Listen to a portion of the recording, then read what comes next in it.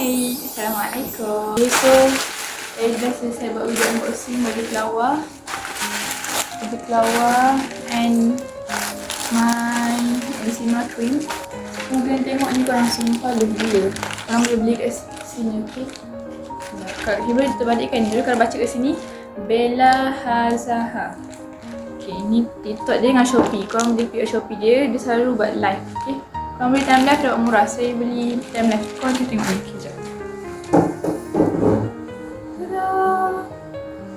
Tekan sikit. Ni. Love, cantik gila. Dia besar lagi. Even dia carton. Dan sekarang pun saya tak buka even dia carton. Sekarang pun saya tak buka aircon. Okay, bukti sekejap.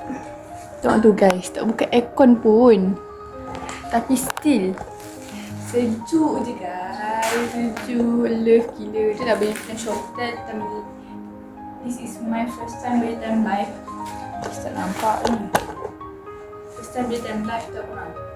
So saya excited dah tengok barang komputer. So this is macam mengampu lagi je. Mungkin after ni korang nak beli. Okay, saya tinggi 160, berat 52, 53. Itu juga kepada oh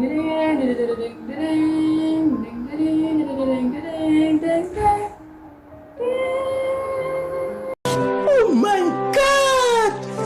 Wow! Dah sampai dah. Ni one of my ikhtiar untuk krim eczema. Ni kan nak cari kat farmasi Malaysia susah gila tau. Macam dah pergi lebih dari 5 farmasi tak silap, memang tak ada. Kat New Zealand lah, tak tahu dah dekat lain kan. Tak tahu lah kenapa. Tapi ni under Eczema Association. Ulang balik, Eczema Association.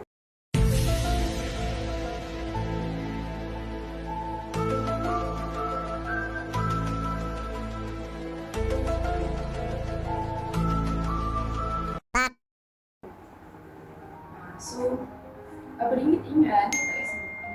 Oh, rajin. Tapi dalam 50 ke atas tak silap. Sama shipping kat Shopee. Itu pun berdasarkan tengok video orang-orang luar negara, orang putih lah katakan yang kena eczema, yang buat YouTube video and suggest krim-krim yang saya boleh try. Sebab before ni saya pakai krim ni, nama dia Rizomac. Rizomac tu dalam portion yang kecil, so kena beli banyak kali. And benda tu sangat takkanlah menyusahkan, tapi menakutkan macam asyik kena tengok kita beli. And benda tu bukan murah tau korang. Krim eczema tu bukan murah. So untuk beli banyak kali tu macam we tak stop beli lah. Tapi kita benda kulit ni kan jaga so ni zaman. So macam dah. Okay, dah tengok reality tak? Reality suruh video unboxing. Kejap. Tengok ni, tengok. Tengoklah. Pasal-pasal. Ni baru sikit tau guys. So mana orang lain yang buat video unboxing banyak-banyak ni. Macam ni simple lagi lah. Oh.